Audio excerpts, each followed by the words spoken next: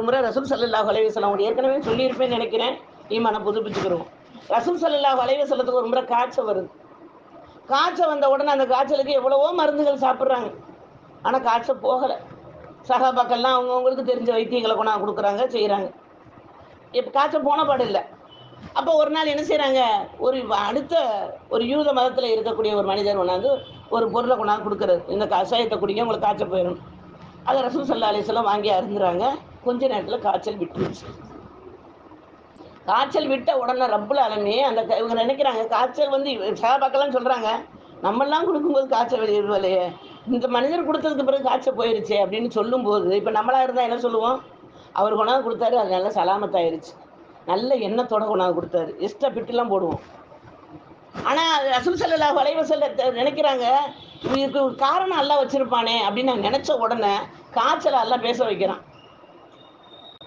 தன்கிட்ட இருந்து போகிற காய்ச்சல்கிட்ட பேச வைக்கிறான் ரசூல் ஸல்லல்லாஹு அலைஹி வஸல்லத்திட்ட. இப்போ ரசூல் ஸல்லல்லாஹு அலைஹி வஸல்லம் கேட்குறாங்க, இவ்வளவு மருந்துலாம் குடிச்சேனே, குடிக்கும்போது நீ போகலையே, இப்போ மட்டும் எப்படி வெளியேற, இந்த மருந்துனால நீ போறியா? அப்போ அந்த காய்ச்சல் சொல்லிச்சான், அல்லாஹ் உங்கள்கிட்ட இத்தனை நாள் இருக்கணும், இவ்வளோ மருந்து குடிக்க தொட்டி நீ நகலக்கூடாது, இந்த தேரம் இந்த நிமிடம் இந்த நாள் நீ வெளியேறி போகணும்னு அல்லாஹ் என்கிட்ட சொல்லியிருந்தான். நான் வெளியேற நேரம் அவர் கொண்டாந்து மருந்து கொடுத்தாரு. நான் வெளியேறி போகிற நேரத்தில் அவர் மருந்து கொடுத்தாரு.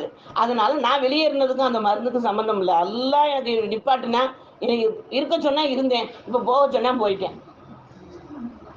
அப்போ நம்ம சொல்லுவோம் இல்லையா, காக்கா உட்காந்து பனைப்பழம் விழுந்துச்சுன்னு சொல்லுவோம் இல்லையா, ஒரு பனைப்பழம் அந்த காக்கா உட்காந்து பனைப்பழம் விழுகுமா?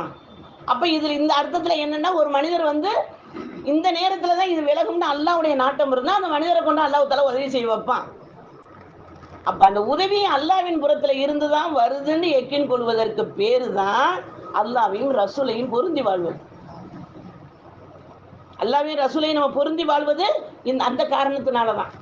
அப்புறமே இன்ஷா அல்லாஹ் ஒவ்வொரு பேர் அபூபக்கர் கிஃபாரி ரலியல்லாஹு தஆலா வரலாறுல 3 விஷயம் சொன்னாங்க இல்லையா, 3 பேருக்கு நீ வந்து சொந்தம். நம்ம வச்சிருக்கிற பொருள் சொன்னாங்களே, ஒன்று தக்தீருக்கு, அடுத்தது வாரிசுக்கு, அடுத்தது அதுக்கு இதில் படித்தது வாரிசுக்கு கரெக்டாக சொல்லிட்டீங்க. இன்னொன்று அல்ஹம்துலில்லாஹ், 3வது தான் நமக்கு உள்ளதை நம்ம யாராருக்கெல்லாம் கொடுக்குறோம். அப்போ அந்த தக்தீரை நம்ம நம்பக்கூடியவர்களாக இருந்தோம்னா நிச்சயமாக அதோடைய வானிலை இருப்போங்கிறத நம்ம புரிஞ்சுக்கிறோம். இப்போ